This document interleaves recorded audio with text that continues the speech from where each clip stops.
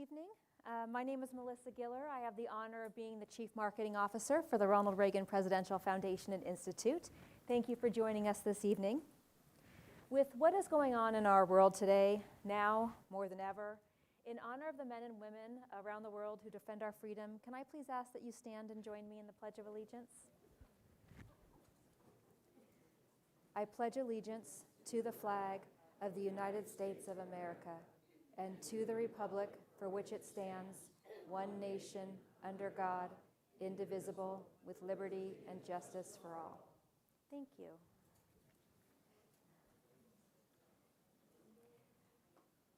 Before we get started, and maybe Oren will talk about this in a little bit, I believe there are 10 family members here from his family, some of which he had never even met before. So we'd like to welcome you all here this evening. And then my next sentence actually probably also applies to them, but I like to say this for any of our programs that are Auschwitz related. If there are any Holocaust survivors or family members of survivors who are with us today, if you're able to stand, would you please stand so we can recognize you, and this gentleman here as well.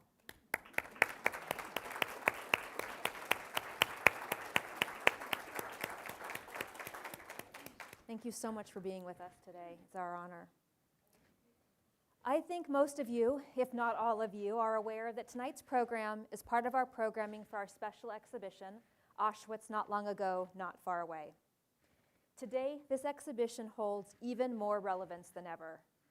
Never again is tragically uncomfortably close. If you've not yet visited this exhibition, an exhibition that showcases over 700 authentic artifacts that were witnesses to the horrors of Auschwitz and the Holocaust, we highly recommend that you do visit it before it closes on January 28th, just 2 months from now. Now, tonight's event focuses on the author's grandfather's time in the Buchenwald concentration camp, located in East Central Germany. Speaking of victims of the Holocaust, President Reagan once said, "When America and its allies liberated those haunting places of terror and sick destructiveness, the world came to a vivid and tragic understanding of the evil it faced in those years of the Second World War." Each of those names, Auschwitz, Buchenwald, Dachau, Treblinka, and so many others, became synonymous with horror. The millions of deaths, the gas chambers, the inhuman crematoria, and the thousands of people who somehow survived with lifetime scars are all now part of the conscience of history. Forever must we remember just how precious is civilization, how important is liberty, and how heroic is the human spirit. President Reagan was right, and I truly think that it was this unbreakable human spirit that gave our author's grandfather the ability to survive the horrendous conditions burdened upon him during the Holocaust. Reading the book, a book I encourage all of you to read if you haven't already, left me in awe and wonder of what Alexander Rosenberg was capable of doing to ensure that both he and his father survived. It's our honor to have tonight's author with us tonight to share this story with you. So let's not waste any more time. Ladies and gentlemen, please welcome Oren Schneider.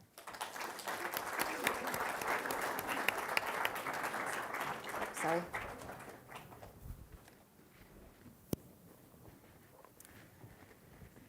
Thank you so much for joining us this evening. It's our honor to have you here. I want to start, I think maybe a simple question, maybe not so simple, but why was it so important to you to write this book? Hi, Melissa. I'm very happy to be here. Thank you, everyone, for coming.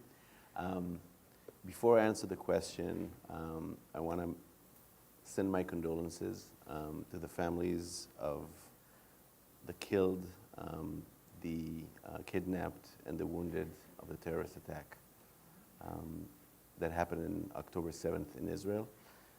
We've not seen such pictures. We've not witnessed such deeds since the Holocaust. It's a terrible time for Israel. I wish for the kidnapped toddlers, babies, kids, women, men, elderly to be back at home as soon as possible. I'm sending my best to the brave warriors. They're now fighting a war on behalf of all of us. They're fighting a barbaric terror organization that is using its own people as human shields and creating terrible human tragedy for all. and hopefully we'll witness better times. Thank you for sharing that. Agreed, yes. This book, it's been in the making for 48 years. My grandfather raised me. He was the most important person in my life. I lost my father at a very young age. He was an Air Force pilot in the Israeli Air Force. He died when I was a toddler. My dear mother, who's no longer with us, was studying to become an MD, and my grandparents were there to raise me and my sister. My grandfather, who was toughened by the war and by being a survivor, wanted to make sure that his grandson grows to be as tough as he was. And his way of doing it was to raise me on his Holocaust survival stories. So I remember us in my grandparents' big bed on a Friday afternoon, and him not reserving any detail, just telling everything that had happened to the family, and walking me step by step, taking me by the hand through the path that they've taken through their survival. And that's one of the things that struck me so much in reading your book. We've been very fortunate here to have met many survivors and many family members of survivors, and most of them tell a similar story, that they didn't talk about their experience if they were the survivor or if they were the child of the survivor, didn't hear about what happened for 20, 30, 40, 50 years. They weren't ready to talk about it, the situation didn't present itself. The stories where the grandchild didn't know that the grandmother was in Auschwitz until the grandmother was 70 or 80 years old. And I found it so interesting that your grandfather was open and honest with you at such a young age. Do you know why he felt compelled to do that? I think first and foremost, he felt responsible for my upbringing, and he thought that really this is something that will be very important for me to know at a young age where we come from, who we are. But he also felt that he had the duty to tell the story of those who were lost, who were not coming back. I remember him sitting with my third grade classmates and telling these stories, obviously not at the same level of detail. But he wanted to tell these stories. He thought that those were important, and he was also a very practical person. He went through unbearable hardships, but in 1945 he was able to create a separation between the past and the future, and he became a very optimist person. And it was very important to him that we all are the same way. We know that the world is cruel and that there's evil in the world, but we should also know that life is good, and we should take an optimistic point of view. Now, I know from reading your book that he did pass away before the book was published. Did he know you were writing it? We always talked about it. I always told him that one day I'm going to tell his story. He always dismissed it, and he said, well, there were hundreds of thousands of survivors. What makes my story special? What makes my story worthy of being told? He always dismissed it. But the last time I held him, it was 2019, just before COVID.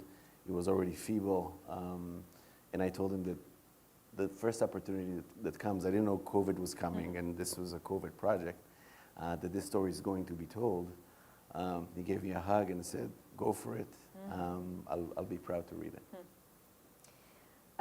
Now, if I remember correctly in the book, your grandfather's parents actually were given the chance to leave Czechoslovakia before the war got really bad, and they chose not to leave. Do you know why? I mean, it's a great question, and when you read the story, you understand that, first and foremost, it's a classic tale of the frog in a pot of melting water, boiling water, right? It's in the beginning, it's not as warm, not as hot. There's no reason to leave, and when it becomes really hot, it's too late. But more specifically, in a more nuanced way, they were wealthy. They had a lot to lose. They had their assets, they had their business, they had their house, they had their rental properties. You don't just leave and leave this all behind you. Beyond that, they were highly educated. They were taught in German by their tutors, at least the mother, my great-grandmother. Berlin was the center of culture, the center of fashion, the center of philosophy. It's unimaginable to think that such terrible things could come out of Germany or Austria. And when Hitler was first in the news, they dismissed him as an Austrian riffraff that the German would be able to take care of very, very quickly. So it was unimaginable to them that these things could happen. And they've also built a position in their own community, which made them feel safe. Mm-hmm. Eventually, it would save them, but they didn't feel that they were at such risk. And when it became evident that, their demise is close, there was nothing for them to do. Yeah, which leads perfectly into my next question. Because they were affluent, because they knew people in the right places, because of the place they had created for themselves in society and the community, and the relationship with the mayor. I think the mayor had a lot to do with keeping them out of the camps for as long as he could. Will you share with our audience the story of the mayor? Absolutely.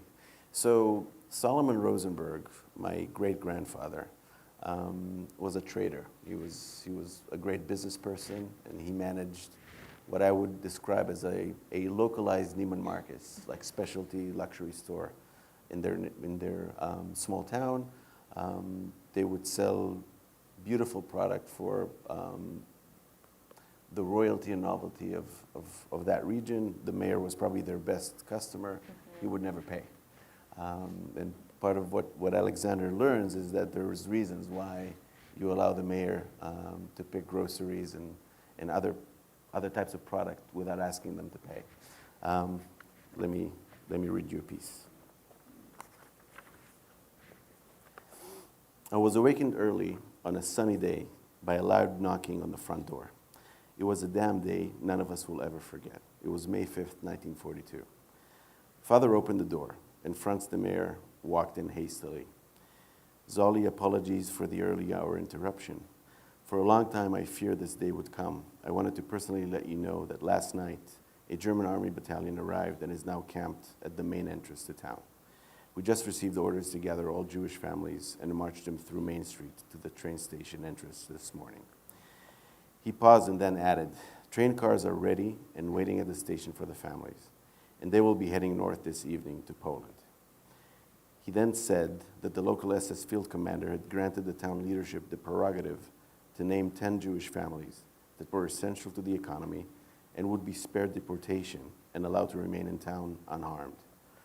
The mayor himself compiled the list, and our family was included as one of the 10. He repeatedly asked my father not to worry. Mom was standing next to me at the edge of the stairway on the second floor, and we were listening to the conversation. Whatever you do, Zolly, do not leave the house today. Tell Irena and your boy not to go out. If anyone comes knocking, especially the Germans, show them the white certificate and ask them to speak with me. I will be at the train station all morning. Father hadn't muttered a single word. I will be attaching this official notice to your front door to inform the SS that the residents of this house are not candidates for deportation and that you should not be taken to the train station. Franz left as swiftly as he came in. It felt as if all the oxygen has been sucked out of our home instantaneously. Father was left frozen, holding onto the front doorknob. Mom was sitting on the floor next to me, staring at the brick wall.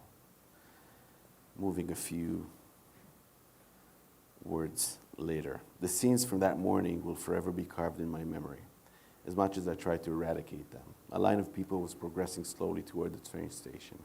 Among them were friends of mine from school, my teachers, our baker and his family, our family doctor and his family, families with babies, young children, women and men, young and old, walking along in a straight, orderly line through the street, down to the station, carrying suitcases and bags. They just kept on coming. German soldiers made sure no one broke rank. They were all walking peacefully and quietly, at a slow and constant pace. My heart was pounding. It was completely surreal. When I read that, I could see it in my mind's eye. It was such a powerful way to write it. And it actually made me wonder, why did you choose to write the book in your grandfather's point of view as I versus he? It was very clear to me that, my level solidarity and emotional connection with the story was such that I felt as if I was him. I mean, he's been telling me these stories ever since I was a very, very young boy. Wow. And I felt as if I had seen these sights with my own eyes. Wow, that's incredible. My next question I actually spoke to you about earlier, because as I was writing the question, it made me feel the same words I used to earlier today. It made me feel like I was trivializing your grandfather's story, and it's the last thing I want to do. Because obviously what he went through and what his parents went through and his family went through is just a horrifying experience. But in reading the book, it was like there was this little angel sitting on their shoulders, taking them from the mayor helping them, and then people in the camp helping them, and whatever it may be that got him through the Holocaust. I guess my question is, did he feel, that it's the word lucky that I don't really like here, because obviously he wasn't lucky, but did he feel lucky in how he survived, or did he just think it was his circumstances? Did he ever talk about that? He talked about it all the time, and he would agree with you. He would use the word lucky. He definitely believed that they were very, very lucky. I mean, he told us about cousins, nephews, aunts, uncles who were smarter, richer, better connected, that didn't make it, that were taken to Treblinka and to Auschwitz and were exterminated. So basically, it was really about luck, and it was about taking the initiative and making sure that you, play with the cards that you're dealt. But he absolutely felt that they were lucky. So your book is called The Apprentice of Buchenwald, so I want to talk about his time there. I have a handful of questions. He was a factory worker there. Let's talk about Gunther. Maybe share with our audience who he is, and did your grandfather ever share his true thoughts about him? Did he see him as a savior? So one of the more interesting characters in his story and in the book, and let me take a few steps back. The whole region of Buchenwald, the city of Weimar, the state of Thuringia, is a very industrialized area in Germany. It's one of the birthplaces of the armament industry. So a lot of the guns that are collected and purchased in this country, their origins came from Thuringia, from that area. The Mauser gun, handguns. This whole area was filled with factories that used to be owned by Jewish families. So Simpson & Co. was a very famous gun factory that produced the Mauser. In the 1930s, the Jews were forced to hand over these factories to the Nazi party in Thuringia and in other states. And Gunther, who managed the factory, used to be an apprentice for one of these Jewish families. He's now a member of the Nazi party. He's now a manager in the factory. In one of the more powerful scenes in the book, he basically saves Solomon, Zoli, Alexander's father, and then Alexander. And in finding Solomon, he finds a gold mine. Usually comes to Buchenwald to select his forced laborers. And they're usually Soviet 18-year-old soldiers who don't speak any languages and cannot do many things. And all of a sudden, he finds this 35-year-old Jew who speaks 6 languages, who's fluent in German, who masters the art of accounting and business management out of the blue. And he knows that he's the person that he needs to bring to his factory. And he brings with him a son, a 17-year-old son, which is great because you have added leverage. The father doesn't do crazy things when they have a son there. The son doesn't do crazy things when they have a father to take care of. So Gunther identifies an opportunity in finding Solomon and Alexander, and he gives them important and sensitive jobs in the factory, alongside hundreds of Soviet forced laborers and French paratroopers and Danish policemen. They're 2 of the very, very few Jews that are operating in an ecosystem that produces the Wehrmacht, the German army's most important gun. And in the book, it's really described more of a Stockholm syndrome, where you have Alexander looking at Gunther as someone who plays for the other team, but he's also the first person who really treated him like a human being after many, many years in hiding, and after terrible, terrible months in the concentration camp. So he's becoming a father figure to him, but he doesn't forget, that he basically represents the other side. Did your grandfather share with you what it was like to make the decision to join the underground factory workers? So he captures signals from very, very early, from their arrival to the armament factory, that there is an undercurrent, an underground activity that he's not privy to, that they're not aware of.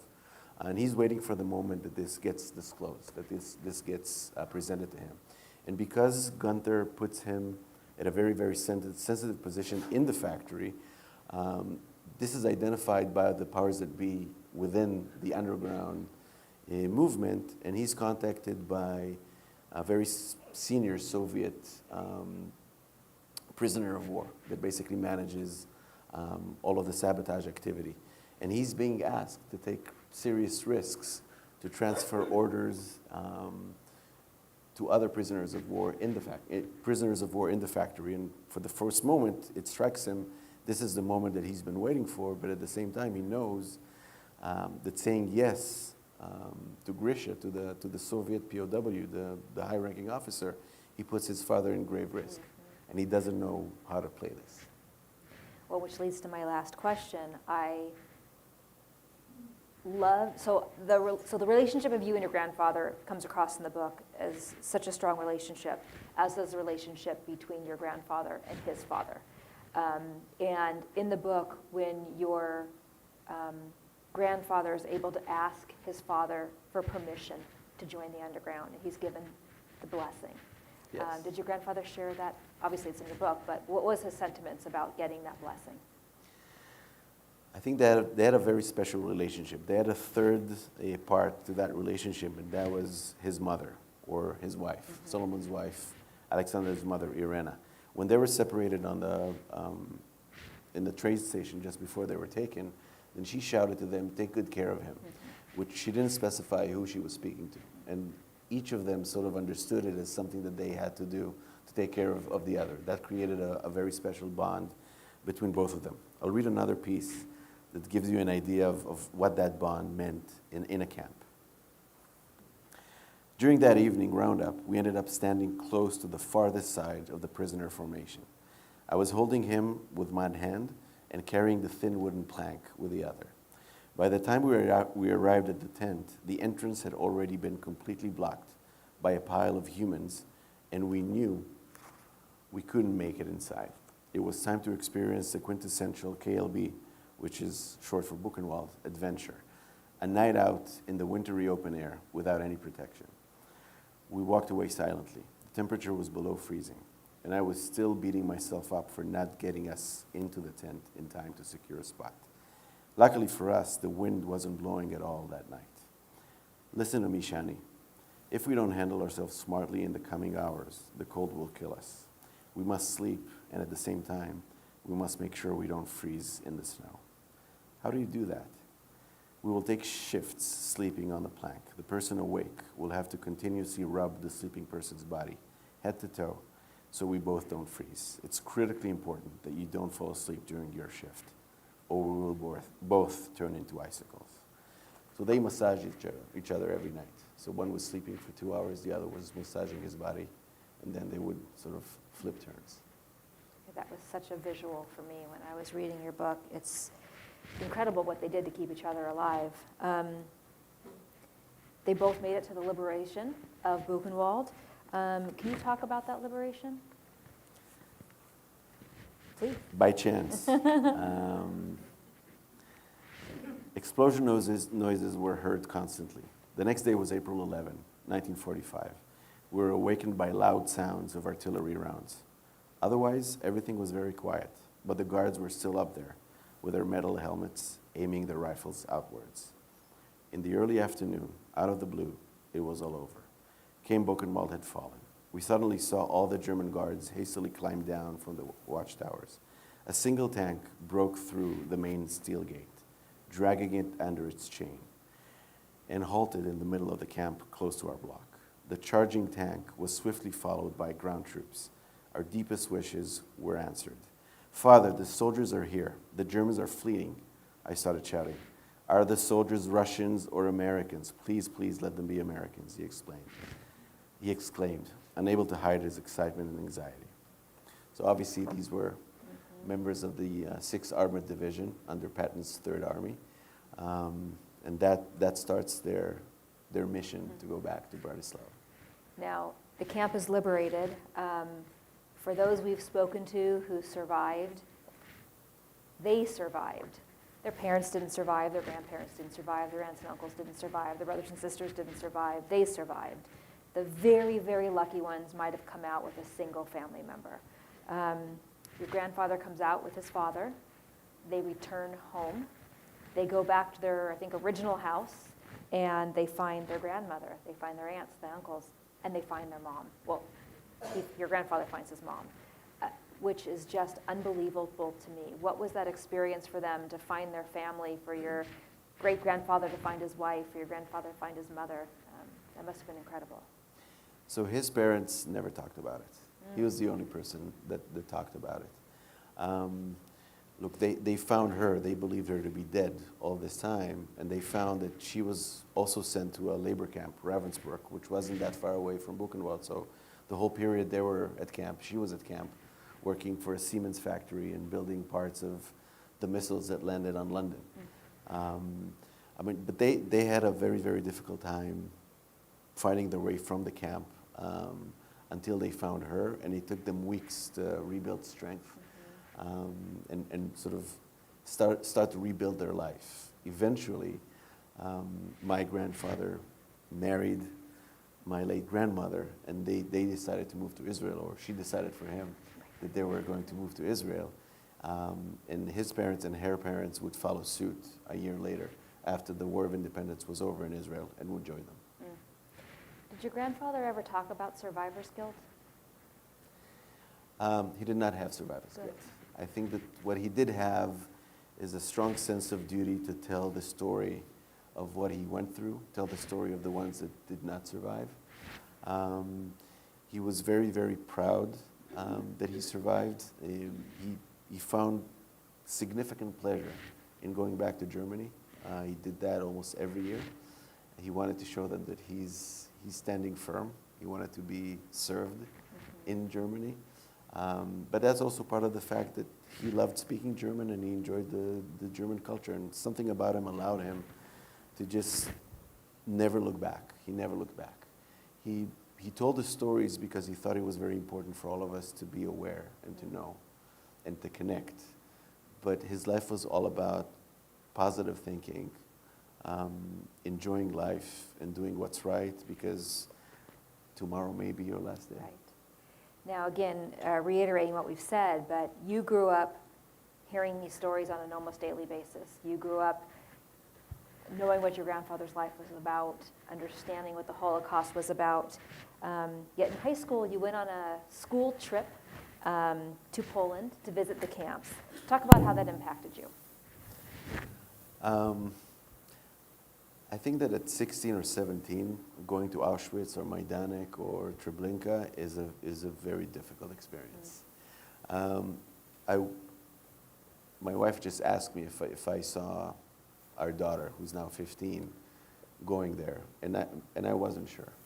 I think that growing up in Israel, where part of the indoctrination is in grade school, going into all of these details and understanding that the state of Israel was formed in order to make sure that this doesn't happen again. Again, it's a terrible month to have to say that.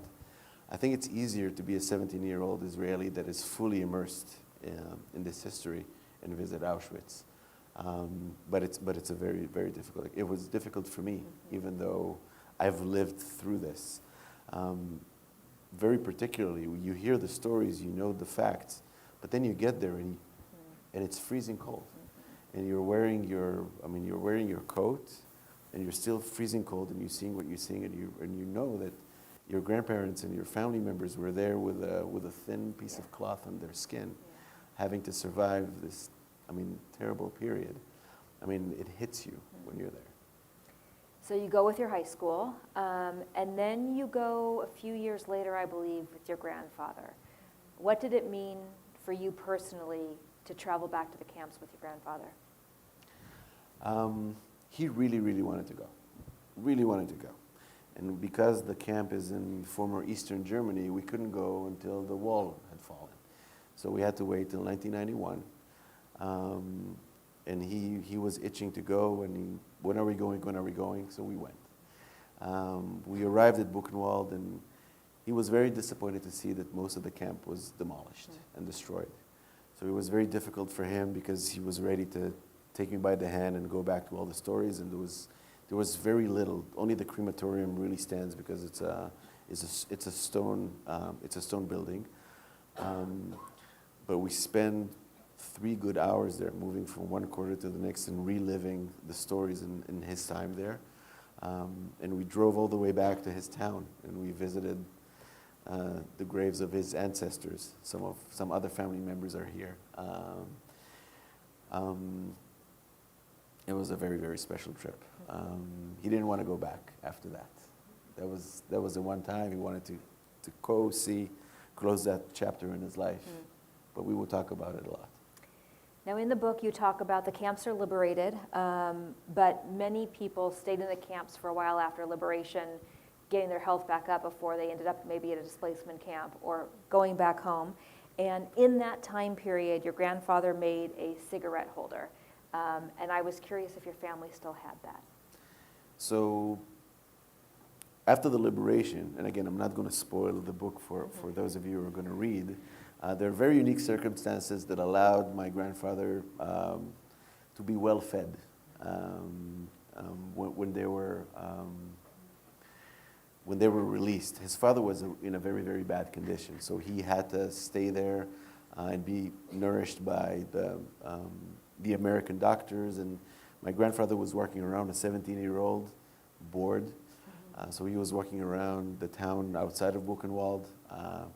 He found some stuff that he was able to sell to some GIs to finance their way back in bus trains and cars.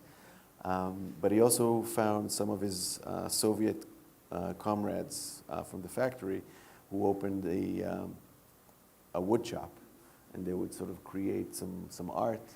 And he created a unique cigarette holder where he carved his prisoner number and KLB, so Buchenwald concentration camp in German, and he gave it to Yad Vashem Museum before he passed away, and it's there, presented in their permanent collection. I love that. Can you share with our audience your grandfather's 3 mantras? Heard it every day. Always remember that life is good. Always think positively. And most importantly, know that if you don't take care of yourself, no one else will. Coming from a man who was in the Holocaust, that's incredible. Yeah. I want to thank you for sharing your grandfather's story with us. I'd like to open it up to audience questions. We do ask that you raise your hand so we can bring a microphone to you so that your question's picked up by our cameras. So, Tricia, there's a question right here. You mentioned the mayor gave a paper something so the Germans wouldn't pick up your family members. How did they get sent then, or is that in your book? You would not want to spoil the... How did they? How'd they end up in the camp? How did they end up in the camp if they were protected by the mayor saying these are the 10 families? So I'll provide a high-level sort of connection between that episode and the camp without spoiling too much because there's a lot to spoil. Things deteriorated gradually during the war. So initially they were allowed to allow 10 families with white certificates. When the white certificates were canceled, they issued 3 pink certificates, and only 3 families were there, until the day where there were no more pink certificates. The day there was no more pink certificates, they had to find another solution, and then they went into hiding. So they went into 2 years of hiding in a number of cities in Slovakia, and were then turned to the Gestapo by a Jewish informer in Bratislava. And again, without spoiling too much. Are there other questions over here, Tricia? Thank you so much for writing this and allowing this history to not be forgotten. I'm a little curious to know about the religiosity of both your grandfather and perhaps other Holocaust survivors that you've interviewed and met, and their belief in God, not only before the war, but then were there any changes after the war in their beliefs? Thank you for your question. So Alexander's family comes from a branch of ultra-religious rabbis in Europe. His great-grandfather, Rabbi Shlomo HaKohen Rosenberg, the rabbi of Tashnad, was a famous rabbi at his time, and his publications are prevalent and available today. His grandfather, Bernard, was a very shrewd businessman and trader. And as part of his business, he paid for his siblings to go to school, and he ended up being less orthodox because he had to be out there and do business and operate businesses and stores, etc. And Alexander and Solomon grew up in houses that were, I would say, conservative and traditional. So they lit candles on Friday night and went to shul on high holidays, but they were not religious. They respected religions meaningfully, and most of their family members were religious. When they were at camp, they went through a number of experiences, and again, I'm not going to spoil and go over, that created deeper barriers between them and religion. They still respected religion a lot, but they no longer practiced it. My grandfather always said, I mean, there is a God, it's in you, and if you help yourself, God is going to help you. So again, I'm not going to categorize sort of that view of God, but they were in their life, and especially back in Israel, they were secular.